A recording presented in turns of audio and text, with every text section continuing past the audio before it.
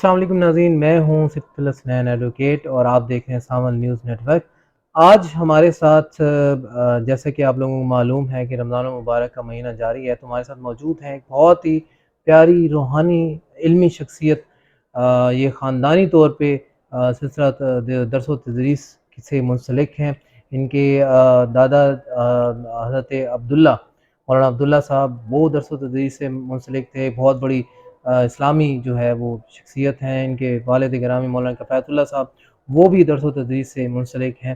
تو میری مراد ہے حضرت مولانا محمد زبیر صاحب سے کہ وہ ہمارے ساتھ موجود ہیں، اور رمضان المبارک کے حوالے سے ہم ان سے کچھ سوالات جو ہیں جو ہمارے عام لوگوں کے، ہمارے ناظرین کے دماغ میں چل رہے ہوتے ہیں، وہ ان سے پوچھیں گے۔ تو مولانا صاحب، سب سے پہلے ہم آپ کو خوش آمدید کہتے ہیں ساون نیوز نیٹ ورک کے حوالے سے۔ تو اس میں جو فرمائیے گا کہ جو رمضان المبارک ہے یا جو روزہ ہے، تو ان کا مقصد کیا ہے؟ اللہ رب العزت کو نعوذ باللہ من ذالک ہمیں بھوکا رکھنے سے کیا ان کی جو ہے وہ اس میں مصلحت ہو سکتی ہے؟ نحمد و نصلی علی رسول کریم، اما بعد، سب سے پہلے میں آپ کا شکریہ ادا کرتا ہوں کہ آپ میرے ہاں تشریف لائے ہیں اور موقف لوگوں کے سامنے رکھنے کا موقع فراہم کیا ہے۔ تو آپ کا جو سوال ہے کہ روزے کا مقصد کیا ہے، اللہ تعالیٰ نے خود سورہ بقرہ میں اس مقصد کو بیان کیا ہے۔ اللہ فرماتے ہیں یا ایھا الذین آمنوا کتب علیکم الصیام کما کتب علی الذین من قبلکم لعلکم تتقون، کہ روزے کا مقصد ہے تقوی اختیار کرنا۔ اب تقوی کا جو مین پوائنٹ یا مین مفہوم ہے وہ یہ ہے کہ آدمی جو زندگی گزارتا ہے وہ اللہ کی مرضی کے مطابق گزارے، جن چیزوں سے اللہ ناراض ہوتا ہے ان چیزوں سے انسان بچ جائے۔ یہ تقوی کا حقیقی مفہوم ہے، کیونکہ تقوی عربی لفظ ہے۔ تقوی اس کا معنی ہوتا ہے بچنا، پرہیز کرنا۔ تو لہذا جو گناہ ہیں یعنی جن سے اللہ ناراض ہوتا ہے، چاہے بڑے گناہ ہیں یا چھوٹے گناہ ہیں، تو ان سے اپنے آپ کو بچا لینا، اور یہ روزے کی برکت سے انسان ان گناہوں سے بچ جاتا ہے۔ تو روزے کا مقصد ہے تقوی اختیار کرنا۔ جی ماشاءاللہ سے۔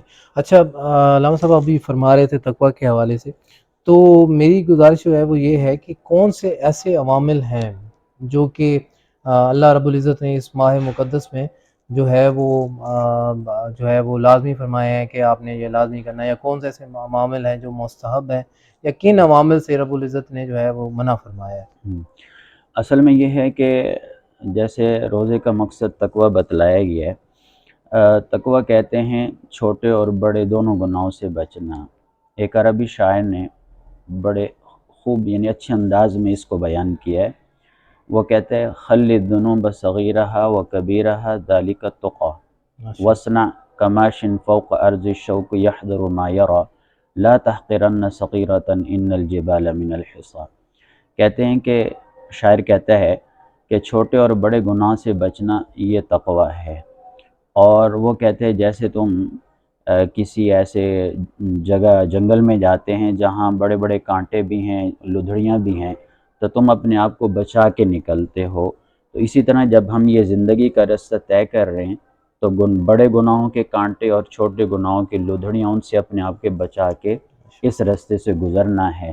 اور پھر وہ شاعر کہتے ہیں کہ چھوٹے گناہوں کو حقیر نہ سمجھیں، اس لیے کہ کنکریوں سے پہاڑ بنتے ہیں، قطروں سے دریا بنتے ہیں، تو چھوٹے چھوٹے بڑے گناہ بن جاتے ہیں۔ تو لہذا جو گناہ ہیں زبان کے خاص طور پر، کیونکہ ایک حدیث میں آتا ہے نبی صلی اللہ علیہ وسلم سے پوچھا گیا کہ اکثر لوگ جہنم میں کس وجہ سے جائیں گے، یا کون سی چیزیں ہیں جو سبب ہیں جہنم میں جانے کا؟ تو نبی صلی اللہ علیہ وسلم نے دو چیزیں فرمائی، الفم والفرج، ایک منہ ہے دوسرے شرمگاہ ہے۔ تو لہٰذا جو منہ کے گناہ ہیں، مثلا جھوٹ ہے، غیبت ہے، لڑائی جھگڑا ہے، گالی دینا ہے، تو ہم روزے میں اپنے آپ کو ان گناہوں سے بچا لیں، زبان کی حفاظت کریں، کیونکہ روزے کو کہا گیا نا کہ الصیام جنہ، روزہ ڈھال ہے، تو ڈھال اسی وقت ہوگا جب ہم اس کو صحیح طریقے سے ادا کریں گے۔ جی اچھا، اب فرما رہے تھے عوامل کے حوالے سے، تو جو تراویح ہے، تراویح کے حوالے سے میں بہت ساری، کیونکہ ناظرین نے ہم سے سوالات پوچھے ہیں تراویح کے حوالے سے، کہ کیا باجماعت تراویح پڑھنا وہ جو ہے اس کی اجازت ہے یا اسے منع کیا گیا، یا کتنی رکعت جو ہے وہ تراویح کی وہ جو ہے نا پڑھنی جو ہے نا مستحب عمل ہے، یا کتنی جو پڑھیں گے تو وہ منع ہو جائے گی؟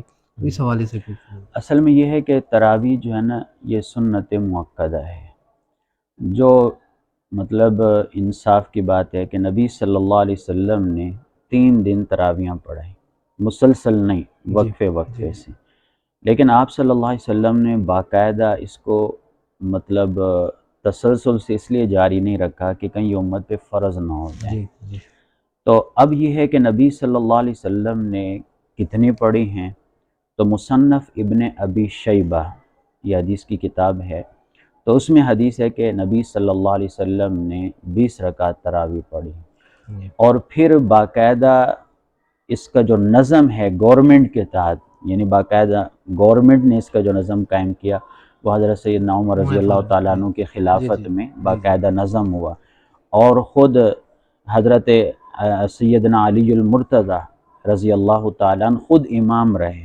ماشاء اللہ۔ انہوں نے مطلب خود 20 رکعت تراویح پڑھائی، اور جب ان کی حکومت تھی انہوں نے بھی باقاعدہ اس نظم کو جاری رکھا۔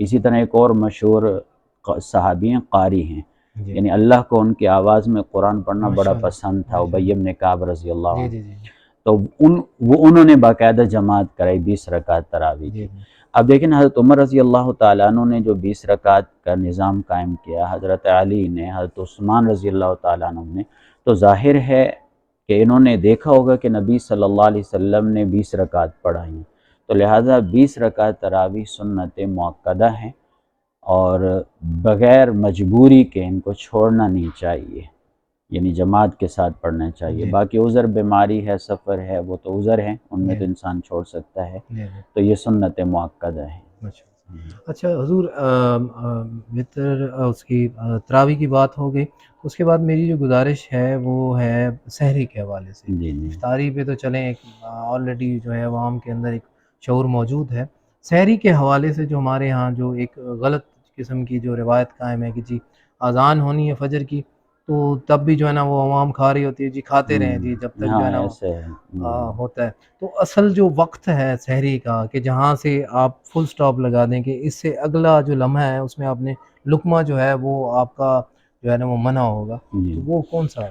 اصل میں یہ ہے کہ آج کل نقشے تو موجود ہیں، کیلنڈر موجود ہیں، وہاں ٹائمنگ لکھی ہوتی ہے، جی تو اس ٹائمنگ کے مطابق سحری کو اینڈ کر دینا چاہیے۔ جہاں تک یہ اذان کی بات ہے، اکثر لوگ اس غلطی کا شکار جی جی ہیں جی کہ وہ اذان تک کھاتے پیتے رہتے ہیں، بلکہ اللہ اکبر ہو جاتی ہے، لوگ جی کھا پی ایسے رہے ہوتے ہیں، ایسے ہی تو ان بیچاروں کا روزہ نہیں ہوتا، یعنی روزہ خراب ہو جاتا ہے۔ جی وہ جی سمجھتے ہیں کہ روزہ ہے، جی لیکن وہ بس بھوکے پیاسے رہتے ہیں، جی ان کا روزہ خراب ہے۔ جی تو لہٰذا جو سحری کا آخری ٹائم ہے بس اس حد تک آدمی، بلکہ میں تو کہتا ہوں کہ 1-2 منٹ پہلے پہلے احتیاطاً رک جانا چاہیے۔ چلیں بہت شکریہ۔ اچھا آخری سوال اب میں جو ہے نا وہ آپ سے گزارش یہی کروں گا کہ ہمارے ہاں جو ایک کنسیپٹ ہے، یہ مجھ سے بہت سارے ناظرین جو شادی شدہ ناظرین ہیں انہوں نے پوچھا تھا کہ دوران ماہ مقدس رمضان المبارک کے جو ہے میاں بیوی کا ہم بستری کرنا وہ ایک جو ہے نا وہ ایک برا عمل سمجھا جاتا ہے، یا اس کو بری نگاہ سے جی دیکھا جاتا ہے کہ چاہے آپ افطاری سے لے کر سحری کے درمیان بھی اگر آپ روزہ میں نہیں ہیں تو آپ اس عمل کو نہیں کر سکتے، تو اس بارے میں آپ شرعی جو نقطہ نظر ہے وہ اس بارے میں تو خود قرآن نے کہا ہے، سورہ بقرہ میں اللہ فرماتا ہے احل لکم لیلۃ الصیام الرفث الی نسائکم ہن لباس لکم وانتم لباس بے لہن۔ شک بے شک بے اللہ شک کہتے ہیں رمضان روزوں کی راتوں کو تمہارے لیے، مطلب میں ایک مفہوم بیان کر رہا ہوں کہ بیویوں کے ساتھ ہم بستر ہونا یہ حلال قرار دیا گیا ہے۔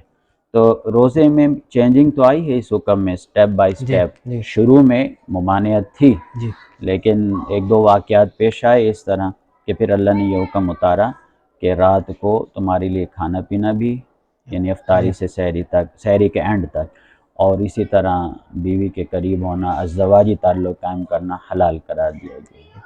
بہت شکریہ، بڑی مہربانی۔ یہ تھے مولانا زبیر صاحب جنہوں نے بڑے مدلل اور بڑے ہی تفصیلی طور پر ہمیں جو ہے وہ رمضان المبارک کے مختلف مسائل جو تھے وہ ہمیں ارشاد فرمائے ہیں۔ ہم ان کا بہت شکریہ ادا کرتے ہیں، اور انشاءاللہ آئندہ آنے والے دنوں میں بھی انشاءاللہ کسی نہ کسی عالم دین، کسی نہ کسی جو ہے وہ ایسی شخصیت کی جو ہے نا وہ حاضری انشاءاللہ وہ حاضری دیں گے ان کے ہاں۔ میں ہوں صفت الحسنین ایڈوکیٹ، میرے ساتھ کیمرہ میں ہیں راشد محمود۔ آپ کو لوگوں کا بہت شکریہ، اور انشاءاللہ آئندہ پھر حاضر ہوں گے، تب تک کے لیے دیجیے اجازت، اللہ حافظ۔